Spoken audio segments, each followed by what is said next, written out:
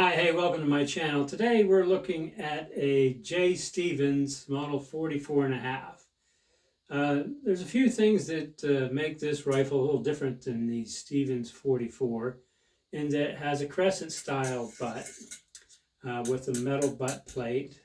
It has a walnut stock, has a full falling block here. You can see as we pull it back, this is recessed and dovetailed in here, and the block actually falls out of the bottom of the receiver, unlike a 44 where it pivots back.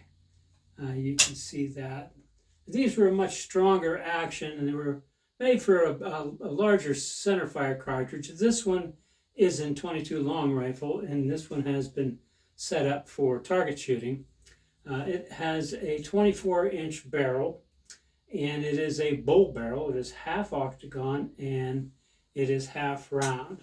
On the back, it has a unique sight. I believe it's a Lyman sight.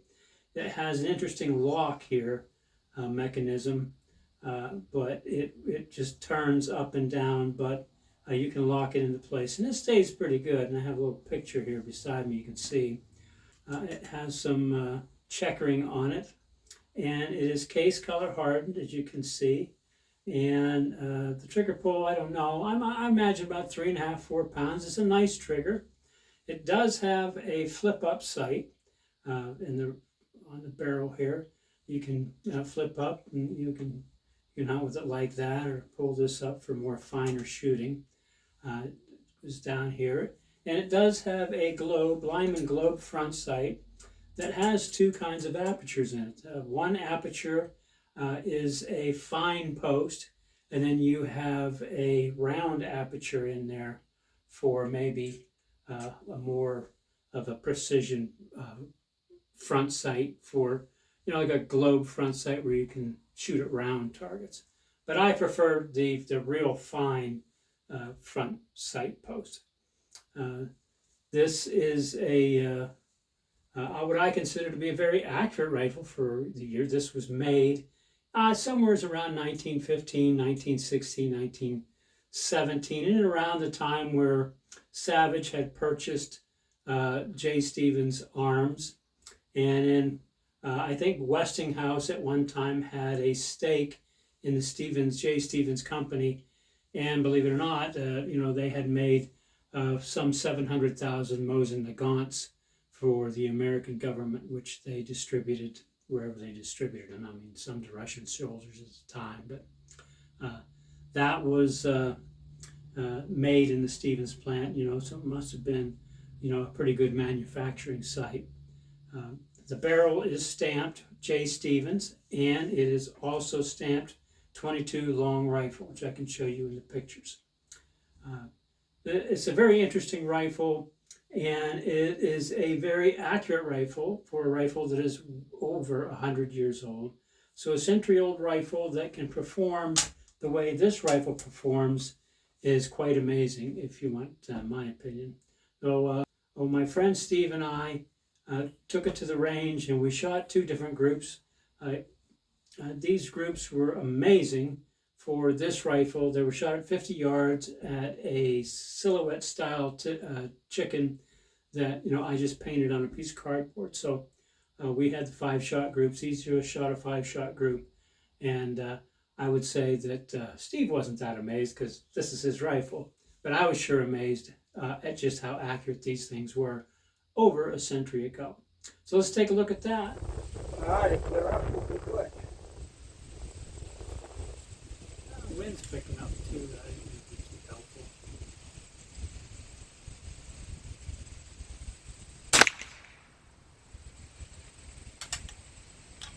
The back of the head. What's that? Right in the back of the head. I still didn't hear you. Nothing. On the chicken? Yep.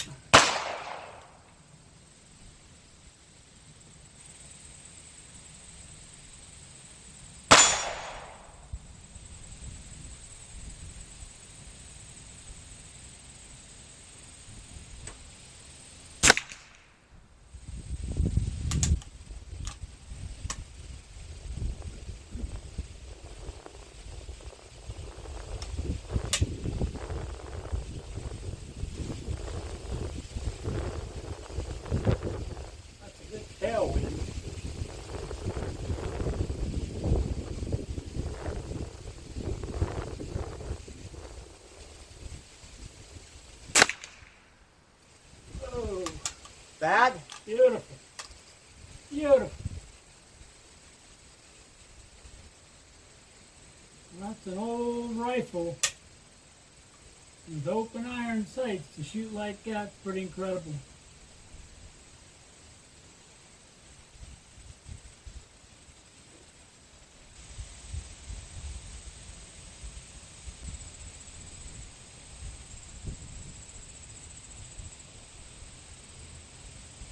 Moving out there.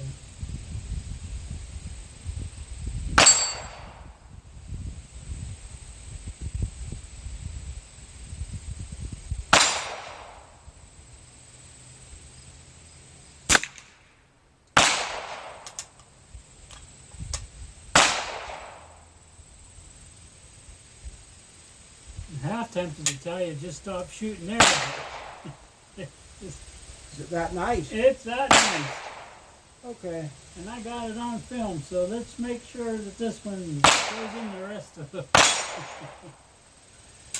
That's pretty nice. Oh, way to go! I like it. Can I apologize to my audience there for missing a few shots there? How'd you miss anything?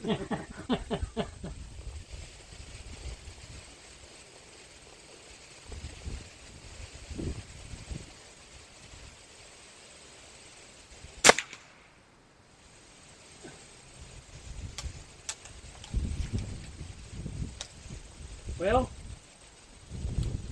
am I in the chicken? You're just right at the top of the hump. Right in the middle of the, just a little over the hump part of the back.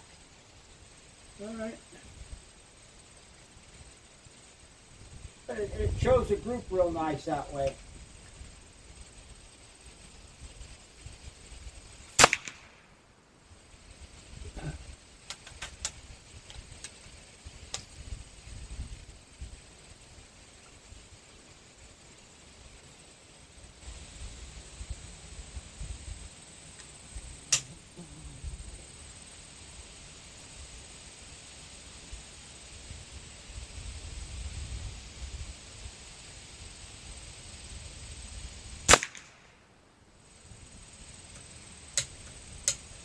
Yeah, you're doing very good. Just as good as my group. Maybe even better. Now you've jinxed me. I beg your pardon? Now you've jinxed me. Oh, I'm sorry.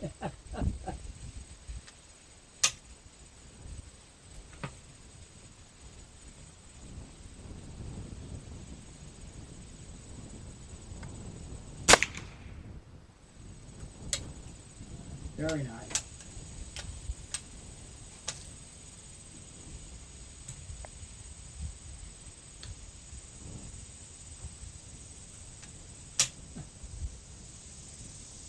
Which one is this? Number 5.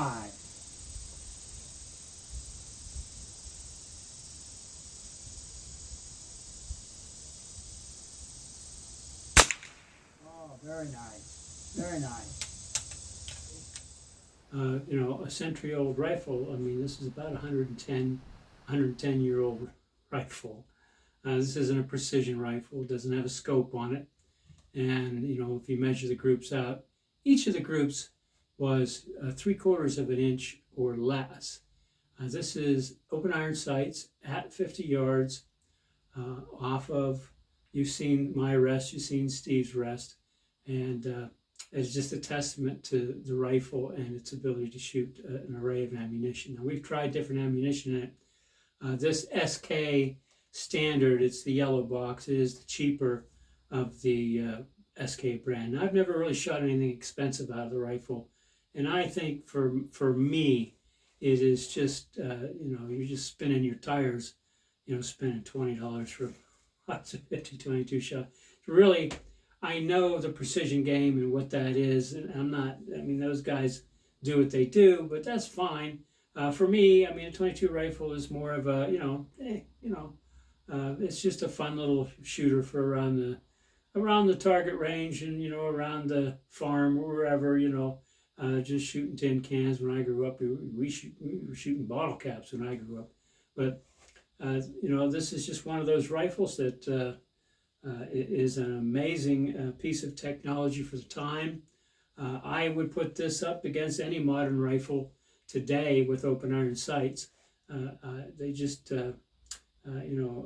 they just perform that well for a rifle that is as old as this one. It sure was a pleasure to shoot this old rifle. If you have any comments, please leave them down below. If you have a rifle like this, I sure would like to hear from you, because I just don't hear of a lot of the 44.5s and 22 long rifles. They didn't make a whole ton of them, but I know there's some out there.